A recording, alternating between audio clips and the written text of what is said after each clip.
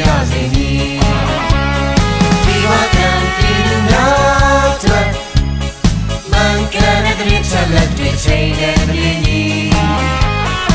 Ereludi ana shingo mipyani Yandinya linagare sayya kua Doai jozamini PVTV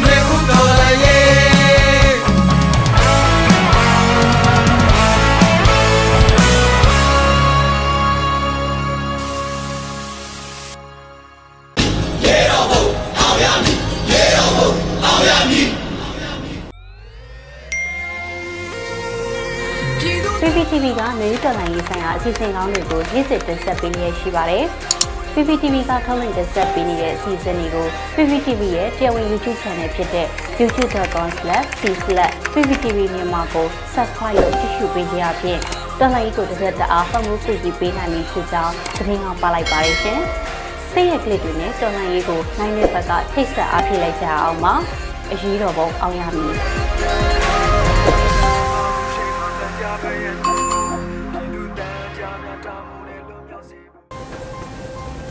မြန်မာနိုင်ငံသူနိုင်ငံသားပေါင်း PNT အသွေးသွေးကကင်းဝေးပြီးကိုယ်စိတ်နှပါလုံခြုံအေးချမ်းကြပါစေလို့ PVTV ဖွဲ့သားတွေကဆုတောင်းမြတ်တာပို့သလိုက်ရပါတယ်။အခုချိန်ကစပြီး PVTV သတင်းတွေကိုတင်ဆက်ပေးတော့မှာပါ။ကျွန်မမျိုးတော်တာပါ။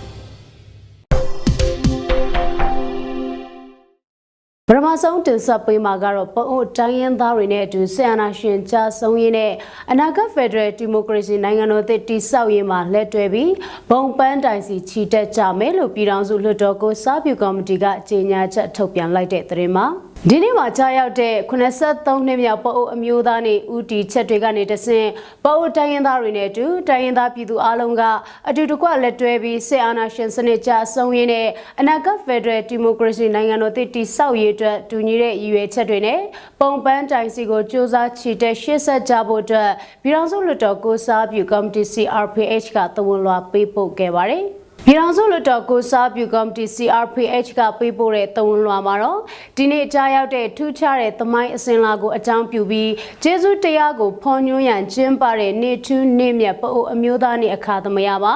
ညီနောင်ပအိုတိုင်းရင်းသားတွေနဲ့အတူနိုင်ငံတော်ဝန်မီတင်းနေထိုင်ကြတဲ့တိုင်းရင်းသားပြည်သူအပေါင်း PND အပေါင်းကနေကင်ဝေးပြီးကိုစိတ်နှပါကျမ်းမှာရှင်လန်းပါစေကြောင်းဆုမွန်ကောင်းတောင်းပေးထားပါတယ်လွန်ခဲ့သောနှစ်ပေါင်း2500ကျော်ကပအိုတိုင်းရင်းသားတို့ရဲ့ဂုဏ်ကိုမြင့်တင်ပေးခဲ့ပြီးတောက်ပသောခေတ်ကာလအနာဂတ်ကိုဖန်တီးပေးခဲ့တဲ့သူရဲ့ဆန္ဒမင်းရဲ့ကျေးဇူးတရားကိုဖော်ညွှန်းရန်ထိုမင်းရဲ့မွေးနေ့ဖြစ်တဲ့တပေါင်းလပြည့်နေ့ကိုပအိုအမျိုးသားနေ့အဖြစ်သတ်မှတ်ဖို့တောင်းဆိုခဲ့ကြပြီးလွတ်လပ်ရေးရပြီးတဲ့နောက်ပိုင်းပအိုအမျိုးသားတို့ရဲ့နေထူးနေမြတ်ဖြစ်စတင်ကျင်းပလာခဲ့တာဟာ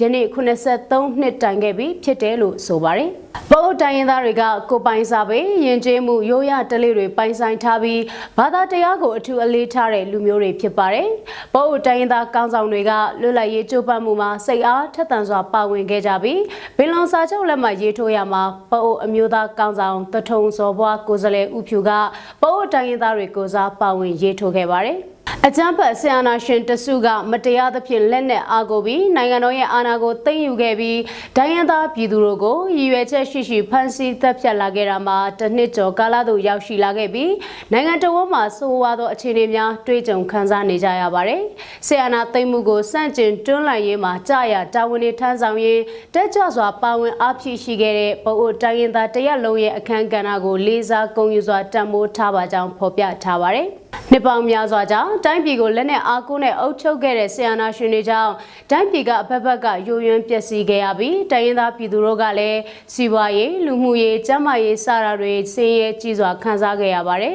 ။ယနေ့ချိန်မှာဆီယနာရှင်တွေကိုအပိတိုင်တိုက်ထုတ်ပြီးတိုင်းရင်းသားပြည်သူတွေအတွက်တန်းတူညီမျှခြင်းနဲ့ဟန်ချက်ညီတဲ့လူမှုအတိုင်းဝိုင်းအတွက်အမခံချက်ရှိတဲ့အနာဂတ်ဖက်ဒရယ်ပြည်ထောင်စုတည်ဆောက်ရေးအတူတကွလက်တွဲညီစွာကြိုးပမ်းဆောင်ရွက်သွားဖို့အချိန်ကားကောင်းပင်ဖြစ်တယ်လို့လည်းပြည်ထောင်စုလွှတ်တော်ကိုစားပြုကော်မတီ CRPH ကသဝန်လွှာမှာဖော်ပြထားတာတွေ့ရပါတယ်။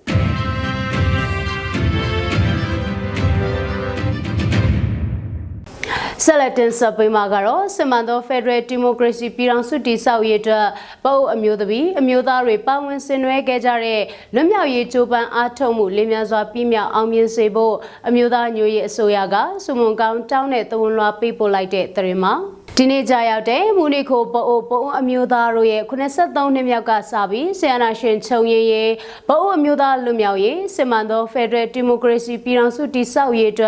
်ပအိုအမျိုးသမီးအမျိုးသားတွေပါဝင်ဆင်နွှဲနေကြတဲ့လွတ်မြောက်ရေးကြိုးပမ်းအားထုတ်ဆောင်ရွက်မှုတွေလင်းမြန်စွာပြီးမြောက်အောင်မြင်နိုင်စေဖို့အတွက်အမျိုးသားညွှန်ရေးအစိုးရကစုမုံကောင်းတောင်းပေးရင်သဝန်လွှာပေးပို့ခဲ့ပါတယ်။အမျိုးသားညွှန်ရေးအစိုးရကပေးပို့တဲ့သဝန်လွှာထဲမှာယနေ့ကြာရောက်တဲ့83နှစ်မြောက်မူနီခိုပအိုအမျိုးသားနေ့အချိန်ကသမယမှာမြန်မာနိုင်ငံပါဝင်နိုင်ငံတကာမှာရောက်ရှိနေထိုင်ကြတဲ့ပအိုအမျိုးသမီးအမျိုးသားများအားလုံးကိုယ်စိတ်နှပြချမ်းမှာလုံခြုံပြီးပင်ရအပေါင်းကကင်းကွာကြပါစေကြောင်းစုမှုကောင်းတောင်းပေးထားတာတွေ့ရပါတယ်။1948ခုနှစ်မလာမှာဖလာပလာအစိုးရရဲ့မြေယာခွဲဝေရေးမူဝါဒကိုလက်မခံနိုင်ကြတဲ့တထုံသေးသားရဲ့ပအိုလယ်သမား1000ကျော်ကပအိုတောင်သူအဖွဲ့ချုပ်ရဲ့ဦးဆောင်မှုအောက်မှာတထုံမျိုးရေကျော်ဖုန်ကြီးကျောင်းအတွင်းလူထုစီဝေးကြီးတရက်ကျင်းပခဲ့ကြပါတယ်။အစီဝေးကြီးမှာမြေယာခွဲဝေရေးမူဝါဒကိုပြန်လည်ရုပ်သိမ်းပေးရေးအပါအဝင်မိမိတို့လူမျိုးအမည်ကိုတောင်သူလို့ခေါ်ဆိုခြင်းမပြုဘဲပအိုလို့သာခေါ်ဆိုရေးသားပေးရန်တောင်းဆိုခဲ့ကြတာပါ။ဒါအပြင်1949ခုနှစ်ကစပြီးတပေါင်းလပြည်နယ်မှာပအိုလူမျိုးတွေကျင်းပလေရှိတဲ့ကောက်သစ်ပူဇော်ပွဲတွေကိုပအိုအမျိုးသားနေ့အဖြစ်ပြောင်းလဲကျင်းပရန်ဆုံးဖြတ်ခဲ့တယ်လို့ဖော်ပြထားတာတွေ့ရပါတယ်။ပအိုလူမျိုးတွေကလွန်ခဲ့တဲ့နှစ်3000ဝန်းကျင် PC 1000ဝန်းကျင်ကလေးကပင်မျက်မှောက်ခင်မွန်ပြည်နယ်တထုံဒေသမှာအခြေချနေထိုင်ခဲ့ကြတဲ့ဌာနေတိုင်းရင်းသားလူမျိုးတွေပါ။နှစ်3000ကြာဖြတ်တန်းလာခဲ့တဲ့သမိုင်းတစ်လျှောက်နိုင်ငံရေးရချိုချင်းခါချင်းအစရှိတဲ့အတွေ့အကြုံပေါင်းမြောက်များစွာကိုရင်ဆိုင်ခဲ့ကြပါတယ်။နှစ်ပေါင်း3000ကြာနိုင်ငံရေးအခင်းချင်းမျိုးစုံအောက်မှာကြမ်းကြမ်းခိုင်ဖြတ်တန်းလာခဲ့တဲ့ပအိုလူမျိုးတွေရဲ့ကြမ်းခိုင်မှုနဲ့ဇွဲလုံးလာတွေကိုချီးကျူးဂုဏ်ပြုထားတာလည်းထုတ်ပြန်ချက်မှာတွေ့ရပါတယ်။2022ခုနှစ်ဖေဖော်ဝါရီ10ရက်နေ့မှာအကြမ်းဖက်တပ်မတော်ကနိုင်ငံတော်အာဏာကိုထပ်မံလူယူသိမ်းပိုက်ရန်ကြိုးစားလာခဲ့တဲ့အခါပအိုလူမျိုးများစွာကလက်မခံဆန့်ကျင်ခဲ့ကြပါတယ်။ယခုအခါဆီယနာရှင်စနစ်အပါအဝင်အာဏာရှင်စနစ်ဟူသမျှကိုပြက်ပြက်သားသားဆန့်ကျင်တိုက်ဖြတ်ပြီး Federal Democracy ပြည်ထောင်စုကိုတိဆောက်လိုကြတဲ့ပအိုအင်အားစုတွေအနေနဲ့ပအိုအမျိုးသား Federal Council ပအို National Federal Council ရဲ့ဦးဆောင်မှုအောက်မှာအတူတကွစုစည်းပြီးလက်တွေ့ကြတဲ့နိုင်ငံရေးအခင်းကျင်းတွေကိုဝင်ရောက်ဆင်နွှဲနေကြတာကိုလည်းတွေ့ရှိရတဲ့အတွက်များစွာဝမ်းမြောက်ဂုဏ်ယူမိတယ်လို့အမျိုးသားညီညွတ်ရေးအစိုးရရဲ့ထုတ်ပြန်ချက်မှာဖော်ပြထားတာတွေ့ရပါတယ်။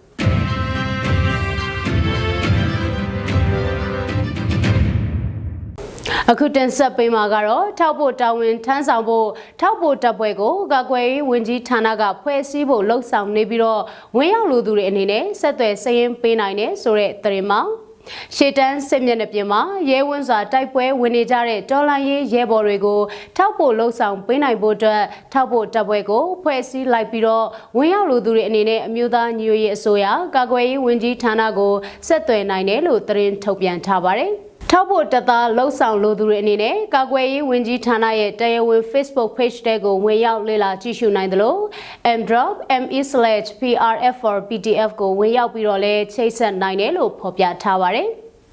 ကာကွယ်ရေးဝန်ကြီးဌာနရဲ့သတင်းထုတ်ပြန်ချက်ထဲမှာတော့အခုဆိုရင်တိုင်းနယ်ပြည်နယ်နေရာအနှံ့မှာပြည်သူ့ကာကွယ်ရေးတပ်သားများတပ်ရင်းတပ်ဖွဲ့များရှိနေပြီဖြစ်တဲ့ဆိုတာနဲ့ဆီယနာရှင်စနစ်အမြန်ဆုံးအမြင့်ဖြတ်နိုင်ရေးအတွက်ရှေ့တန်းစစ်မျက်နှာပြင်မှာရဲဝန်းစွာတိုက်ပွဲဝင်နေကြတဲ့ပြည်သူ့ကာကွယ်ရေးတပ်သားတွေအတွက်ပြည်သူတရက်လုံးကလည်းနောက်တန်းကနေထောက်ပို့တာဝန်ကိုအပြည့်အဝတာဝန်ယူကြမယ်လို့ယုံကြည်တယ်လို့ဖော်ပြထားပါတယ်။ဒါအပြင်ဆီယနာရှင်စနစ်ကိုလက်သင့်မခံသူတိုင်းထောက်ပို့တာဝန်ထမ်းဆောင်နိုင်ဖို့ကာကွယ်ရေးဝန်ကြီးဌာနကထောက်ပို့တပ်ကိုဖွဲ့စည်းလိုက်ရတယ်ဆိုတာနဲ့ပြည်သူ့ကာကွယ်ရေးတပ်သားတွေအတွက်လာစဉ်လာတိုင်းစားနပ်ရိက္ခာဖူလုံနိုင်ရေးရည်ရွယ်ပြီးမြေပြင်တိုက်ရိုက်ကူညီပေးနိုင်ဖို့ဝန်ကြီးဌာနကလှုံ့ဆော်သွားမှာဖြစ်တယ်လို့လည်းဖော်ပြထားပါတယ်။လစဉ်မပြတ်တာဝန်ယူကြမဲ့ထောက်ပို့တပ်သားများကိုပြည်သူ့ကာကွယ်ရေးတပ်မတော် PTF ရဲ့ဖွဲ့စည်းပုံတိုင်းစိတ်စုခွဲရင်းနဲ့ထောက်ပို့တပ်ကိုဖွဲ့စည်းမှာဖြစ်ပြီးကိုပိုင်နံပါတ်1ခုနဲ့ထောက်ပို့တပ်ဖွဲ့ဝင်ကတ်ကိုလည်းကာကွယ်ရေးဝန်ကြီးဌာနကနေထုတ်ပေးမှာဖြစ်ပါတယ်။ပြည်သူ့ကာကွယ်ရေးတပ်သားတယောက်လစဉ်စားနပ်ရိက္ခာဖူလုံနိုင်ရေးအတွက်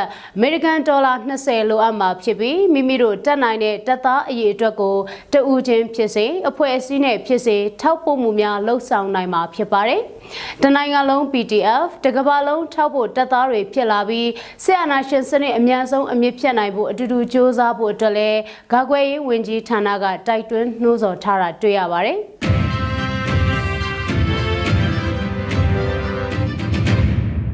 ဆက်လက်တင်ဆက်ပေးမှာကတော့ဆီယနာရှင်ပေရှားနိုင်ဖို့လူမျိုးပေါင်းစုံကြိုးပမ်းနေခြင်းပအို့ပြည်သူများပါဝင်ဆင်နွှဲကြဖို့ပအို့အမျိုးသား Federal Council PNFC ပန်ကြားလိုက်တဲ့ဆိုတဲ့သတင်းမှာပအို့ပြည်သူတွေအနေနဲ့ရောက်ရှိရာဒေသပါတီအဖွဲ့အစည်းနေပယ်ကဏ္ဍပတ်ဝန်းကျင်အလွှာအသီးသီးမှနေ၍လူမျိုးပေါင်းစုံပြည်သူလူထုနဲ့အတူဆီယနာရှင်ချုပ်ငြိမ်းရေးမှာပူးပေါင်းပါဝင်ဆင်နွှဲကြဖို့ပအို့အမျိုးသား Federal Council PNFC ကပန်ကြားလိုက်ပါတယ်။ယနေ့မလ16ရက်တပေါင်းလပြည်နယ်မှာကြားရောက်တဲ့83နှစ်မြောက်ပအို့အမျိုးသားနေ့သို့ PNFC ကသဝန်လွှာပေးပို့ခဲ့တာမှာအခုလိုပန်ကြားလိုက်တာဖြစ်ပါတယ်။83နှစ်မြောက်ပအို့အမျိုးသားနေ့ကြားရောက်တဲ့အချိန်ဟာပြည်ထောင်စုကြီးတဝန်းလုံးမှာအလွန်ကြေကွဲစရာဖြစ်ရဆိုတဲ့ကြုံတွေ့နေရခြင်းဖြစ်တယ်လို့ဆိုပါတယ်။ပြည်သူကိုရန်သူကဲ့သို့ပြုမှုဆောင်ရွက်တာအယက်သားနေအိမ်ကျေးရွာဘာသာရေးအဆောက်အဦတွေပြင်အယက်သားတွေကိုပါပြစ်မှတ်ထားတိုက်ခိုက်တာအစုလိုက်မိရှုတပ်ဖြတ်တာတွေကိုစစ်ကောင်စီတပ်ကကျူးလွန်ခဲ့ပါတယ်။ COVID-19 ကမ္ဘာကပ်ရောဂါကြားရောက်နေတဲ့ကာလအတွင်းမှာဆီယနာသိမ့်မှုနဲ့ကြုံခဲ့ရပြီးအကျိုးဆက်အနေနဲ့တိုင်းပြည်ကြာဆုံးပျက်စီးခန်းသို့ကြားရောက်တော့မယ့်အခြေအနေဆိုးတွေနဲ့ရင်ဆိုင်နေရလေရှိတယ်လို့ PNFC ကဆိုပါတယ်။လက်ရှိအထွေထွေအကျက်တဲပေါင်းစုံတဲ့ပြဿနာပေါင်းစုံရဲ့စုံချက်အရင်းမြစ်ဟာဆီယနာရှင်စနစ်ဖြစ်တဲ့အားလျော်စွာဆီယနာရှင်စနစ်အပါအဝင်မြစ်တီအာနာရှင်စနစ်ကိုမဆိုလှဲနေလှဲအောင်မြင့်ဆောင်မကြံပြည်ထောင်စုတဝန်းလုံးရှိပြည်သူတွေကနီလန်းပေါင်းစုံတဲ့ဖယ်ရှားနိုင်ဖို့ကြိုးပမ်းအားထုတ်နေကြခြင်းဖြစ်တယ်လို့သဝန်လွှာမှာဖော်ပြထားပါတယ်။ပြည်ထောင်စုကြီးအတိတ်ဒုက္ခရောက်နေချိန်မှာပအို့အမျိုးသားပြည်သူလူထုတရက်လုံးအနေနဲ့ဘဝတူတိုင်းရင်းသားလူမျိုးပေါင်းစုံပြည်ထောင်စုတရက်လုံးနဲ့အတူလက်တွဲပြီးစုပေါင်းရုန်းကန်ကြရမယ့်အချိန်ကာလဖြစ်တယ်လို့ PNFC ကတိုက်တွန်းထားပါတယ်။ပြည်ထောင်စုအရေးဟာပအို့အရေးဖြစ်တယ်လို့ပအို့အရေးဟာလည်းပြည်ထောင်စုအရေးဖြစ်တယ်လို့ခံယူရည်တည်ကြရမယ့်အချိန်ဖြစ်တယ်လို့ဆိုပါတယ်။ Se anashin sneko mapeshana ye, po pidureta maga, Piransu jitakulo ye kanjamago piese, Lumio Tamiosi ye kanjamago piese, Se anashin snekata panti nema pietelo at the betavare. Se anashin snet chung yen pidenama, Pine the portungwe shide, Fedre Piransu tisam nayeta, Seleto Bantayama pietelo, PNFC ga tonla people gevare.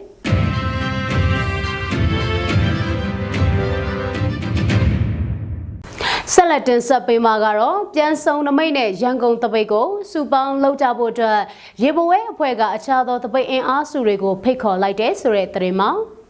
Yango Mutuma, a jumper, Sanashan, Sanjin, Donaye, the bay Senwe, Nere, Yeboe, Pitu, a jobu, Lunge, a Puesiga, Turolo Sound Nere, Pianson the main Yangon Tabema, a child of the bay in Asuri, Pupan, Losan Bota, Pico like Pare. Jeboe Pidu a job you lunge a poesie, Topian Jamaro, a pianlan lesamu, Yodamu, Sanitaja Samuel Naimushide, Midi the bay in Asure, Cometire, the Deepogola Jebore, Jebo Jeme Renemaso, Nina, chickens or Pupambi, Bonyandugo to do a Titoya, a Tenshineba Jane, Genoto Jeboe Pidu a job you lunge a poesima, Pidu Lutune to Senwe Nere, Pianson the main Yangon the bay, Lutu the bay, Typewego, Yango Myoshi the bay in Asu. Comedy Miane do, the deep Pogola Jebo Jemia, Lasers or Pico at it, so we popia Tabare. A jumper perset the Bontaye, Yoma Mureja, Toemi Tagare, Piesinu and Emma, Matademi children, Pampenji Lama, Pampeni Lando, Pianlegare, Piesinu, Tashu, Tuigue, Kuni the young Ponzane, Town Bankere, Piesinu, Jordan 3 Yashimureja, a young one at the Mapite, Pidurego, a jumper Nasa Pansy Kere, Piesinu, a children appeared Dalajim, Machide, Piesinu, a tube one mide, so we roll a Topian Jama Popia Tabare. Tabien, Tayauti, Nayau Jame, so they hit Taneni, New Tolaye type way, Jason Kedo, Azani to Yegaune, Lunge Pupi, Sagan a dringa, a Temapi Tire, Jamba Pidure, a Jensaga a Titishi, Yebo, Jeme Rene, Biba Pidure, a Miazon Piale, Sonzi Naibone, Siana Shansane alone, so Piatoyan, Nasa Mati, a Sa Town Taumaga, Joban Sawian Naimaze down, Yeboe Pidu a Jobu Lunge a Poesi, Sumongang, Down Tarale, Tuyavare.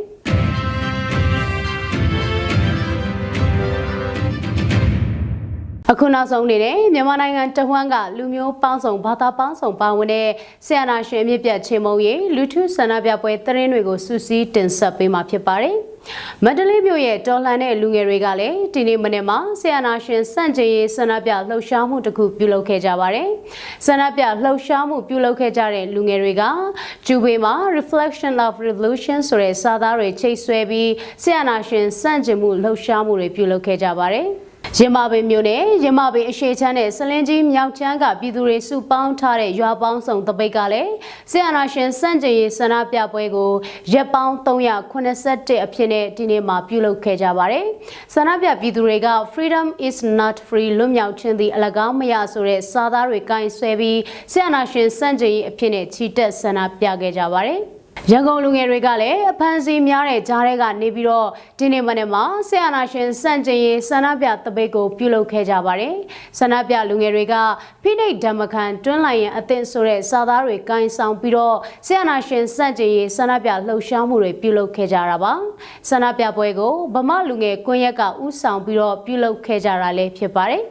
Tanin Dai, Lalo Mune Male, Sianashin, Sanjay, Sanabia Tobago, Dinemanema, Pulo Kejavare, Sanapia Boego, a Chegan Pina, Jandamia, Tamagaga, Usang Piro, Pulo Kejaraba, Mandale Male, Jahan, Tangarine, Pidure, Pupang Piro, Dinemanema, Sianashin, Jasoye, Sanabia Tobago, Pulo Kejavare, Sanabia Yama, Jahan Tangatu, Janda 2, Pidu Luturo, Pupambi, Se Anayu, Jasoye, Doye, Jordan, Kone signed the Netama, Naime, Dolaye, Sadare, Kai Sound Kejadalo, a jumper passes Sianashin, Sanjay, the basic down cheated Sanap Yagajabare.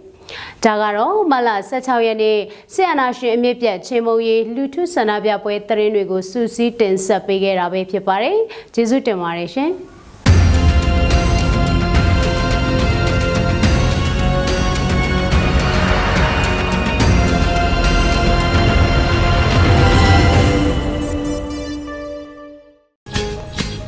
People, they see how she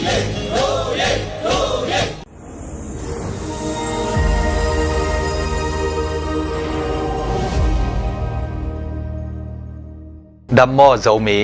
Public Voice TV Zoland Voice TV และ Radio NUG ปันเกกมินขันปีฮีตุกาล propaganda บอลเซียปอลขัด technique of propaganda จีทุลูต่อเกกุมนี้นุงกาลิน propaganda อิจิเจียงบังเฮียมบังซาเจียงอินลาหวยเฮียมจีเตต้มกิมจิงอินอิกิกุมหินฮีตุยนา propaganda อบอลเต propagandist เตอีมิปีอโซเทนดีงอูอาอาจัดเดียกุดานเลเซียเทคนิคปอลขัดกิกุมดีงินองซอนุงมิปีโตกิจบนัลละมะเตลกันมิปิลเตอินฮี propaganda บอลเซียโตกิไซมูดานเลอนามาอเคนดานุอตวมอมฮีตัวเตลักปนินปอลขัดกิกุบดีงินองเตลเฮียองอามาซาอิน loaded words กิจิกัมมัลเป็นกิกุมมาสนีมิปีโตกิจบนาทุเกนทุสุนนาอะกัมมัลเป็นมุยบุนเลวางในมาฮี propaganda อบอลเตอินซงฮีอวางในกัมมัลมาจังอินมิปีโจนาดีงหันเจียมุฮีมิปีลุงซิมกิเคลกิเฮนาดีงินลาวสักเฮสักจีบังอินกัมมัลเข้าเทเลกัมมัลตวมจังอิน propaganda บอลูฮีอันนี้นะunreliable testimonial จีเทคนิคต่อกิไซเกนนวมหัง unreliable testimonial อิจิจังบังฮิยามจีเล propaganda บอลเตอินอามาวเดนาบังอินมิปีอโซเทนาดีงินมิปีเดปากตัดมีมิมินทางเตจีปังสักุฮี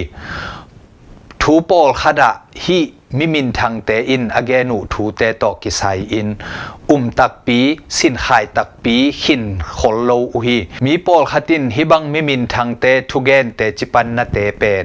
อเกนทูสางอินอเกนเตเดนาโตอุมินสางเทอุฮีอันนั้นทุมนาอาบังเฮียมจีเลbandwagon จีเทคนิคมีโตกิปอลคอมดิงกิทุตวักดิงมีเตดานากำตัดลุเฮกเทดิงจีเตปอลเป็นมิกิมอุจเจที่ propagandist เตปอลขัดินฮีเสียกสันินมิปีโซนาดิงินหันเจมฮีอตัมโซอินฮิจิไงสุดฮิจิกำตัดอหิเตนังซงนะฮินะเซปโลพมอจียาโซลนาฮีมีอตัมโซอินสางเทอหิเตนังซงนะซานกูลดิงจียาโซสอมนาซงอหิฮีเทคนิคนับบัดลีนาเป็น appeal to fear จีฮี appeal to fear อิจิจางอินมิปีเตงไงนาขัดอหิลาวปะตาวดีบกว่าจีมิหิงเปลี่ยนเสียเตสิกษนา propaganda บอลดันเสียขัดอหิฮีอินอิโลนบอิสักนาอิลุงมวนนาอินกวนปีอูเลนาวเบเลพุงจีเตโตกิจอยตอนินทักขัดินกิเขลนาหงอมดิงเป็นกิลาวกิปะตาวเจที่ฮีลาวเทนาดีบกวดเทนาเตจังอินนตัวจิกำตะตุเลฮิบังอินทวกดิงจียามิปีลาวทองสักปะตาวสักาอามาวเดนาจุยนาดิงเดนาโต propaganda บอลดานฮีนับบัดงานาเป็น name calling จีฮีย propagandist เตอินอามาวงิมอสุกนปุมีปอลขัดสุกนปุมีกิปอลนาขัดเปวมินวอเซียวินอามาวเตทาอภิยาอปันปีเตเทเขียลนาดิงอบอลนา propaganda นำขัดฮีมากายเตกิปอลนาขัดีนาหอยเซบขัดเป็นทัพยามิปีเตนอมุเขียลนาดิงูฮิเตเป็นตัวเตสอลตากหัวเตเป็นฮิเตโตกิปอลจีบังอินมินวออาลังมูนาดิงเดนา propaganda นำขัดฮีอตบนับเป็น oversimplification จีเทคนิคยากำขัดสุงาบวยนักขัดทุบยังขัดเป็นอนุงถูทุกตัมปีอมหินาปีมีปีเต้นอทุปีลำเทเตลเกเลอุนาโตอากิบอล propaganda นำฮีเกนเตนาอินกำขัดบวยนัเลียนปีขัดเป็นฮิเตเลฮิอาเตกิเลมโลนาฮิเลลเอโตกิไซเกจีบังดานามีปีเตอีเตลเฮียลสักเทนา propaganda บอลดานนำฮีกาลซิมินอีเกนซาอิกิพอกสักษาอมมาบังอินตูหุน politics ขหุนเอ็นเลหังดานอตวมจังอิน propaganda บอลมากายมีกิปอลนาตัมปีอมฮี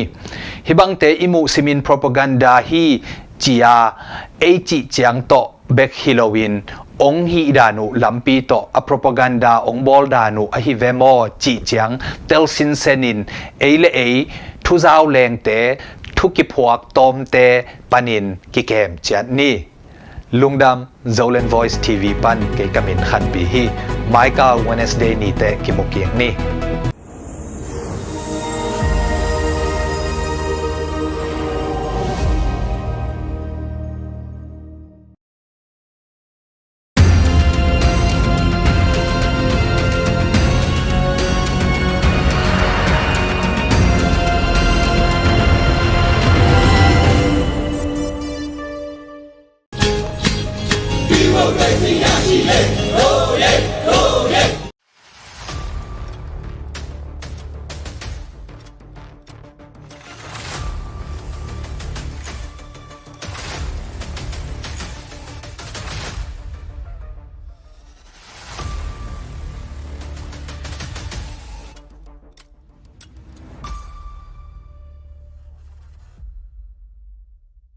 ဟုတ်ကဲ့အခုပြောမယ့်အကြောင်းအရာကတော့ကျွန်တော်တို့ဒါရှေးဦးအသက်ကပြုစုနေနဲ့ပတ်သက်ပြီးအခါကျပြောသွားမှာဖြစ်ပါတယ်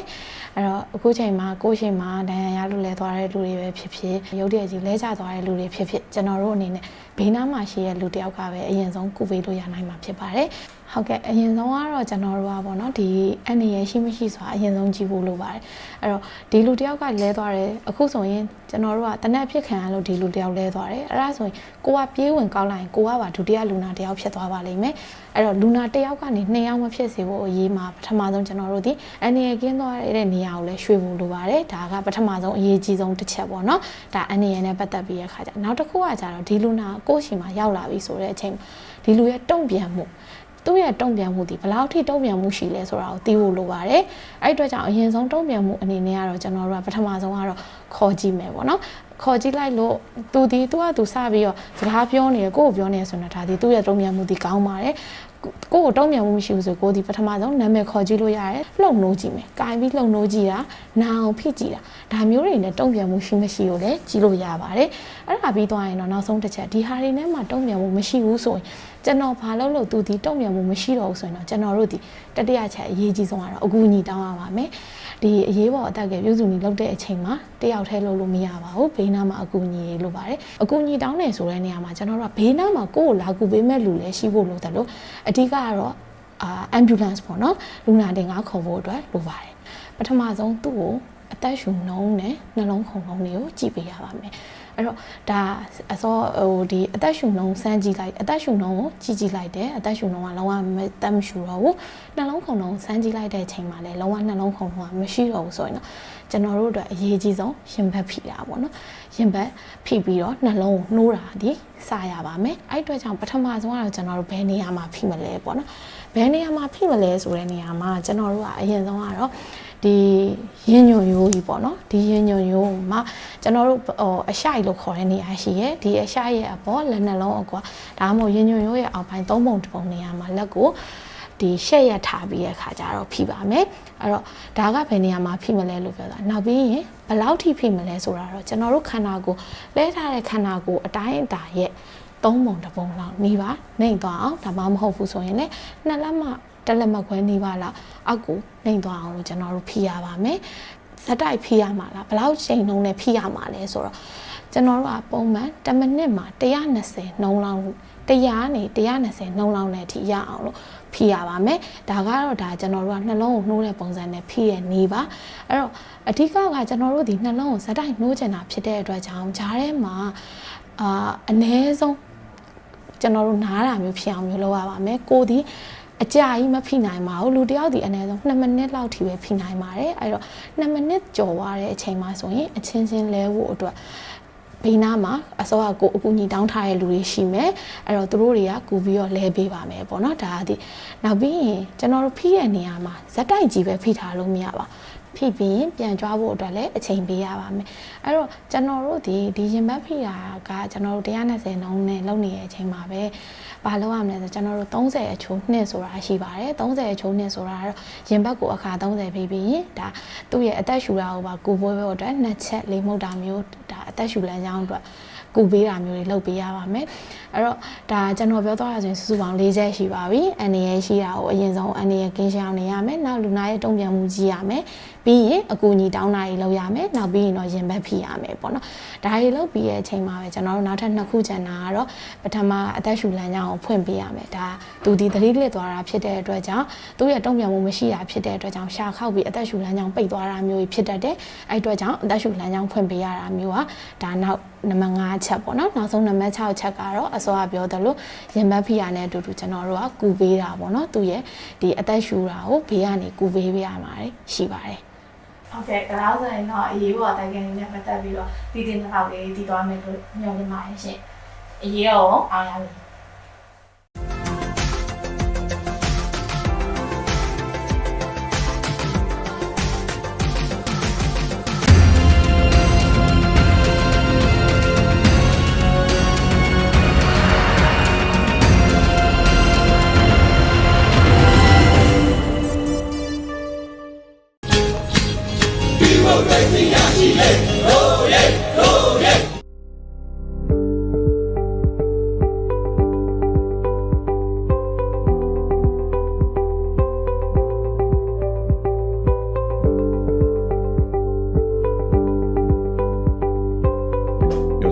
You see 5 years later with the deviation.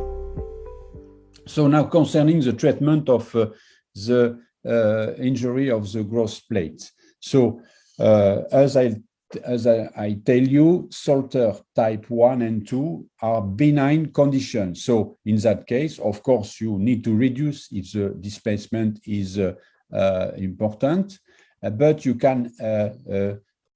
tolerate residual displacement. No need to have a perfect reduction. Of course, it's better if you have a perfect reduction, but you can tolerate the displacement and no need to put very often screws or pins. And sometimes you can have a good reduction, but secondary displacement. So when you see the patient at for example, 1 week or 2 weeks after. But if you see the patient after 10 days with displacement of the fracture, even after you put a cast, my advice is not to redo manipulations because it's better to let like that, because with growth you can have correction of the malunion. But if you redo a manipulation, you can crush the growth plate, and in that case, you can induce yourself a Salter 5 and with the damage of the growth plate. So after 10 days, don't do nothing, only you wait. And if you have to do something, I think it's only surgery, but after healing.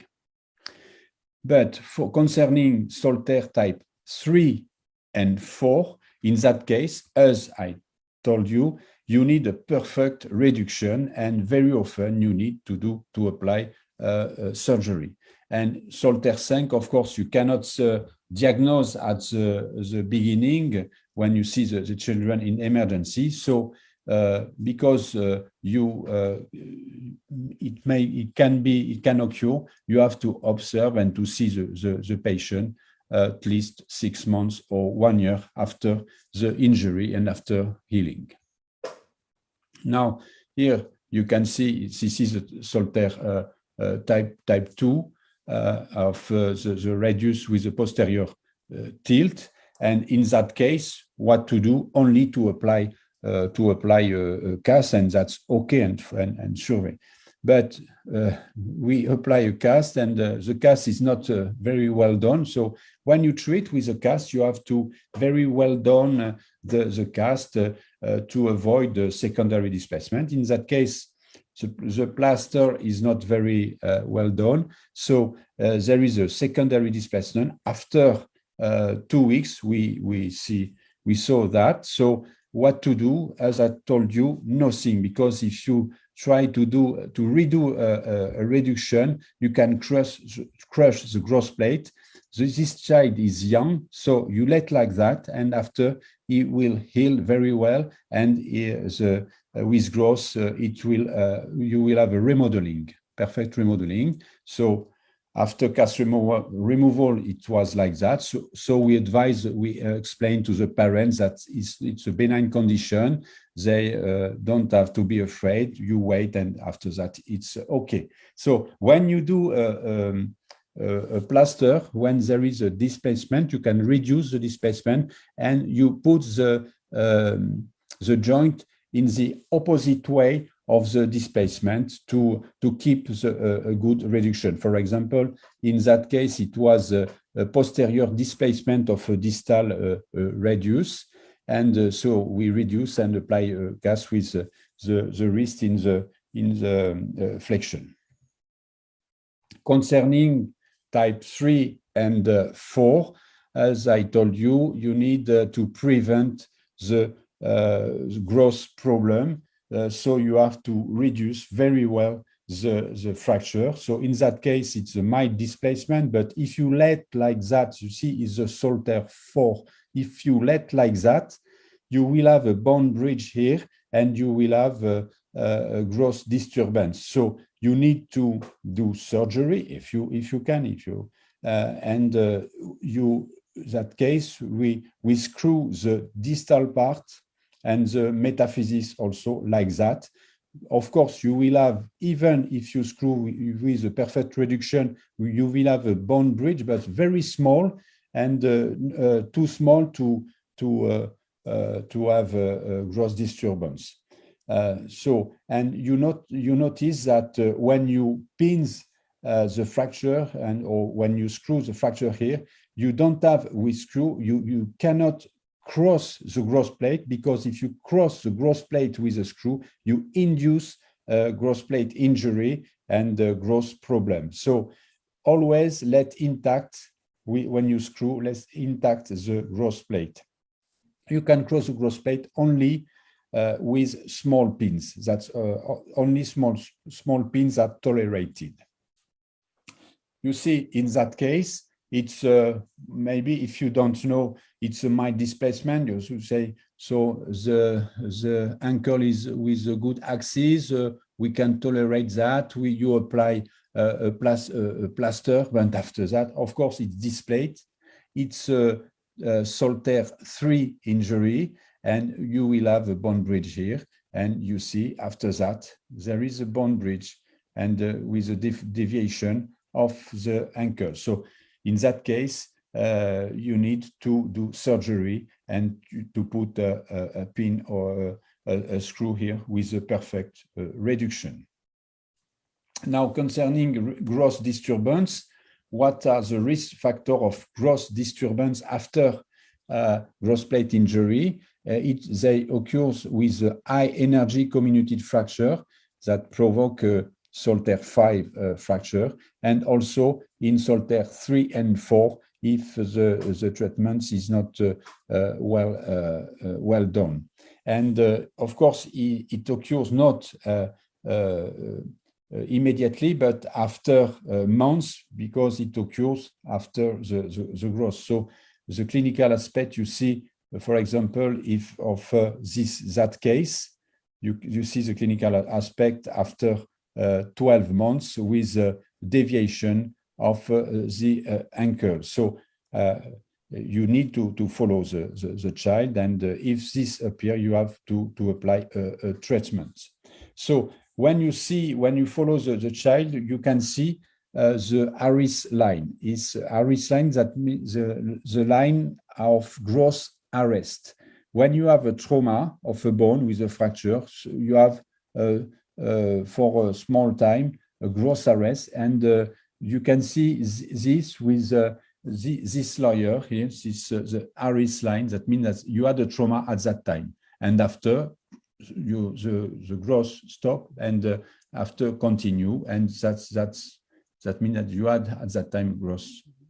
an injury around the bone, and you see this line is very parallel of the gross plate. That means that the gross is okay, is good. In that case, you see, we had a Salter 3 injury. We put the screw with a good reduction, but we are afraid of an associated Salter 5 with a crush of the growth plate here. So we follow the child, but it's okay now because we can see the Harris line is good, parallel to the growth plate. So we can say the result is good. There is no growth disturbance. But in that case, you have the Harris line here, and you can see that is not parallel to the growth plate. So here growth continue, but here growth is stopped. So in that case, you can say that you will have a growth disturbance, and you need to do something to avoid the deviation of the metaphysis in that case. So here, for example, an example of growth arrest here. In that case, you have a big trauma around the knee, the femoral part. Of course, it was treated with reduction and pinning, but there is an arrest of all this part of the femur is a more active epiphysis, and you will have not a deviation but a length discrepancy, and that after we have to treat this discrepancy. Concerning growth arrest, so you will have a total growth arrest. That means you have an inequality, but also you have an arrest only on a part of the growth plate, and you have a deviation of the bone. It's like if you do an epiphysiodesis, if you put compression at a part of the growth plate, you have a deviation, and if you have an injury and with a bone bridge, it acts like this plate, and you have a deviation like that, valgus deviation you have to deal with. So when there is a deformity, you have a lot of manner to manage. The first is to do a deformity correction with an osteotomy, and you apply a plate. For example, here there was a bone bridge with a valgus deviations at the end of growth, so you cannot manage with growth. So in that case, we perform an osteotomy of the distal part of the femur with a good correction. But sometimes you can prevent the deformity, and when you see that you have, for example, a lateral bone bridge, you can apply screws or plate or what you want to complete the epiphysiodesis and to avoid the deformation.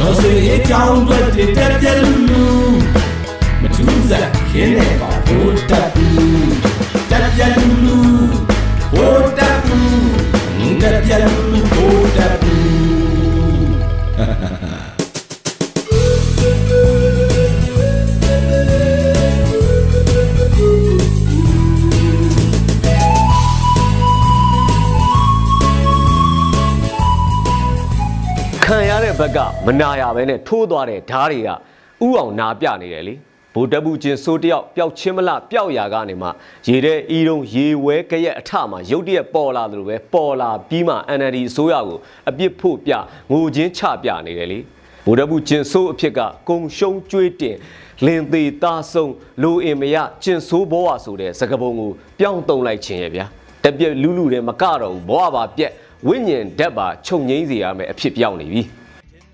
တက်တွင်းမှာလဲဖေဖရဲနဲ့စစ်ဘူမိမတွေပါမကြံရှည်တန်းထွက်တိုက်ရမယ်ဂိမ်းဖြစ်နေပြီတဲ့ဒါကြောင့်လဲတက်တွင်းစူညံကုန်လို့လိုက်တောင်းမှန်နေရတယ်ဗျာတက်တွင်းကတစ်မျိုးတက်ပြင်ကတဖုံနဲ့တဟုံကုန်းတပြုံးပြုံးနဲ့အတန်ပေါင်းစုံကတော့မြမပြည်တစ်ခွန်းမှာပြဲပြဲစင်အောင်ကိုပဲကျုပ်တို့အညာကအလှပွဲမောင်ရှင်လောင်းလှဲ့နေတယ်ထင်ရတယ်ဗျာတကယ်တော့ PDF တို့ရဲ့အညာတစ်ခွန်းနဲ့ရန်ကုန်မန်းလေးပြဲပြဲစင်အောင်မုံဟင်းကားအလှပေးနေတဲ့ပြောဘုံတန်တွေလို့တောင်ပြောရလိမ့်မယ်ပြည်သူခုခံတော်လန်စစ်ကအရှိန်မြင့်လာတော့တလအတွင်းပဲစစ်ကောင်စီတပ်သား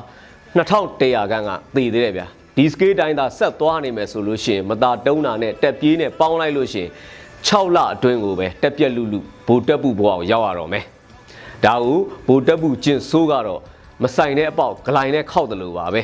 မျိုးပြပျောက်ကြားတွေနဲ့ကြေးလက် PDF တို့ကိုမနိုင်တော့သကိုင်းကကောင်းမှုတော်ဖះကစီတော်ကြီးကိုသွားမှရွှေ့လေတဲ့ဗျာမနိုင်ရမဲတဲ့အဖြစ်ပဲလေကဘာပေါ်မှာစစ်တပ်တွေရှိသမျှစစ်တပ်တွေအကုန်လုံးထဲမှာတော့တရေဘောကြောင်ဆုံးအောက်တန်းအကျဆုံးကျင့်ဝတ်အပြက်ဆုံးနဲ့အရိုင်းဆိုင်ဆုံးစုပ်ပဲ့ဆုံးကတော့ဒီမင်းအွန်လိုင်းဗိုလ်တပ်ပူကျင့်ဆိုးရဲ့စစ်တပ်ပါပဲဒါကအပြောမဟုတ်ဘူးလုံရက်ကိုကြည်ရင်ကိုတိတာနေပြီလေအဲ့တော့ဒီလောက်ရိုင်းဆိုင်ရုပ်မာနေတဲ့စစ်တပ်ကိုလူမျိုးမိုင်းဘာသာမိုင်းမိပြီးတော့ပြည်သူဘက်ကနေတနက်ပြောင်းဝတွေချိန်ထားတာနေသူတို့ဘက်ကိုပြောင်းဝတွေလှည့်တဲ့အချိန်ရောက်နေပြီထိုင်းကထုတ်လွှင့်တဲ့ TV show စကားဝိုင်းတစ်ခုမှဆိုလို့ရှိရင်မြန်မာတွေဒီပွဲသာနိုင်သွားခဲ့ရင်သူတို့ပြန်တန်းဖို့အားယူကြတော့မယ်ပြီးရင်ငါတို့ရောက်နေတဲ့နေရာထက်ကိုပို့ပြီးတော့တောင်မှပို့ပြီးမြင့်တဲ့ပို့ပြီးငါတို့လက်လန်းမမီတဲ့နေရာထိသူတို့ပြန်တန်းနိုင်ကြတော့မယ်လို့ပြောသွားတယ်ဗျာဒါတကယ်ပဲကျွန်တော်တို့အချိန်ယူပြီးပြန်တန်းကြရမယ်ညီညာရင်ပြီးသားတယ်ဆိုတာယုံကြည်ချက်အပြည့်ထားသင့်နေပြီပြီးခဲ့တဲ့ရက်ကမုံရွာအကျဉ်းထောင်မှာလဲနိုင်ငံရေးအကျဉ်းသားကြီးဇက်တွေကိုထောင်အာဏာပိုင်တွေကထောင်တွင်းလူမိုက်တွေကိုမြှောက်ပေးပြီးနှိမ်ကွကြတယ်ဗျာကြီးဇက်တို့ကတော့ထောင်မပြောနဲ့နှုတ်စီဘူးတဲ့အလုံးပိတ်ထည့်ထားရင်တော့မှပြန်တော်လန်နေကြအောင်ပါမယ်မတရားမှုမှန်သမျှကိုရောက်ရနေရကနေတော်လန်ရဲကြတဲ့သူရဲကောင်းတွေပဲလေအဲ့လိုပဲအပြင်မှာရှိနေတဲ့သူတွေကလည်းအဲ့လိုတတိမျိုးတွေပြည်သာဖို့စာအတွက်ညီညာပေးကြဖို့လိုနေပြီကဲဒီတစ်ခါတော့ဗိုလ်တပ်ပူကျင့်ဆိုးကိုကမ္ဘာချင်ဘက်ပူတင်နဲ့နှိုင်းရှင်ပြီးတော့ကျွန်တော်တို့ကြည့်ကြအောင်လားရုရှားပူတင်ကတော့ပြည်သူတင်မြှောက်ထားတဲ့ယူကရိန်းအစိုးရကိုဖြုတ်ချဖို့ဝင်ရောက်ကျူးကျော်တဲ့လေမြန်မာပူချင်းဗိုလ်တပ်ပူကျင့်ဆိုးကတော့ပြည်သူတင်မြှောက်ထားတဲ့အစိုးရကိုဖြုတ်ချပြီးအာဏာသိမ်းရန်ကြိုးပမ်းနေတဲ့ရုရှားပူတင်ကတော့မြည်သည့်ဝင်ရောက်ဆွတ်ဖက်မှုမဆိုပြင်းထန်စွာတုံ့ပြန်မယ်လို့ခွေးနာလောက်ကြတယ်လို့မျိုးနဲ့ပြန်ပြီးချင်းချောက်နေတဲ့မြန်မာပူချင်းဗိုလ်တပ်ပူကျင့်ဆိုးကတော့မလုံရဲတာဘာမှမရှိဘူးဆိုပြီးလူမိုက်စကားပြောခဲ့နေတယ်လေရုရှားပူတင်ကတော့သတင်းမီဒီယာများကိုအစိုးရစန့်ကျင်ရေးစာများသို့မဟုတ်ထိခိုက်စေသောအကြောင်းအရာများဖော်ပြရေးသားပါကထောင်ဒဏ်15နှစ်ထိချမယ်ဆိုပြီးအမိန့်ထုတ်ပြန်တဲ့အဲ့မှာပဲနိုင်ငံခြားသတင်းဌာနတွေပိတ်ပြီးပြေးကုန်ကြရလေတဲ့လေမြန်မာပူချင်းဗိုလ်တပ်ပူကျင့်ဆိုးကတော့အာဏာသိမ်းပြီးတဲ့နောက်မှာမီဒီယာများကိုဖျက်ဆီးခြင်းနှိပ်စက်ခြင်းအမျိုးမျိုးလုပ်နေရလေအဲ့တော့ပြည်တွင်းသတင်းမီဒီယာဌာနတွေလည်းပိတ်လို့ပိတ်ရသတင်းသမားတွေလည်းပြည်ပကိုပြေးလို့ပြေးရနဲ့ဖြစ်ကုန်ကြပြီလေရုရှားပူတင်စစ်သားများတော့ကျူးကျော်မှုကိုစန့်ကျင်တဲ့ယူကရိန်းမြို့ကြီးမြို့လေးတွေကိုအမြောက်ကြီးနဲ့ပစ်ခတ်ပြီးတော့ဖြိုချဖျက်ဆီးမြေပုံဘွားကိုရောက်အောင်လုပ်နေတယ်လေဗိုလ်တပ်ပူကျင်းဆိုးရဲ့စစ်သားတွေကတော့သူတို့ကိုစန့်ကျင်တဲ့ကြေးရွာမြို့ငယ်တွေကိုပြာပုံဘွားရောက်အောင်မီးရှို့ဖျက်ဆီးတပ်ဖြတ်လူရက်နေကြတယ်ရုရှားပူတင်ကတော့မိမကြိုက်တော့မိမချောလေးတွေကိုနားမှာထားတယ်ဗျာဗိုလ်တပ်ပူကျင်းဆိုးတယောက်ကတော့မရေကြောက်ဖြစ်နေတော့အိမ်တွင်းမှာပဲမိမခိုင်းသမျှဒိုင်ခံလုပ်နေရတယ်သူပေါ့ဒါပဲသူတို့မှာကွာခြားတာကြံတာကတော့ပလင်းတူဘူးစွတ်တွေပါပဲကဲ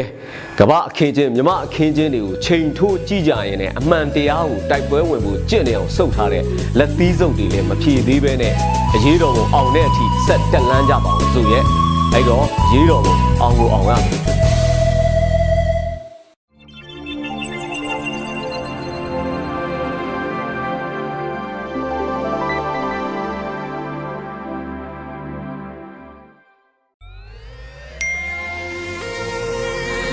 PVTV ကမျိုးတော်လိုင်းရေးဆိုင်ရာအစီအစဉ်ကောင်းတွေကိုရည်စည်တင်ဆက်ပေးနေရှိပါတယ်။ PVTV ကထုတ်လွှင့်တင်ဆက်ပေးနေတဲ့အစီအစဉ်တွေကို PVTV ရဲ့တရားဝင် YouTube Channel ဖြစ်တဲ့ youtube.com/PVTV မြန်မာကို Subscribe လုပ်ကြည့်ရှုပေးကြရဖြင့်တော်လိုင်းကိုတစ်သက်တအားဖုန်းမှုပြည်ပေးနိုင်ပြီဖြစ်ကြောင်းသတင်းကောင်းပါလိုက်ပါတယ်ရှင်။စိတ်ရက်ကလစ်တွေနဲ့တော်လိုင်းရေးကိုနိုင်တဲ့ဘက်ကထိတ်ဆက်အားဖြည့်လိုက်ကြအောင်ပါ။အရေးတော်ပုံအောင်ရမည်။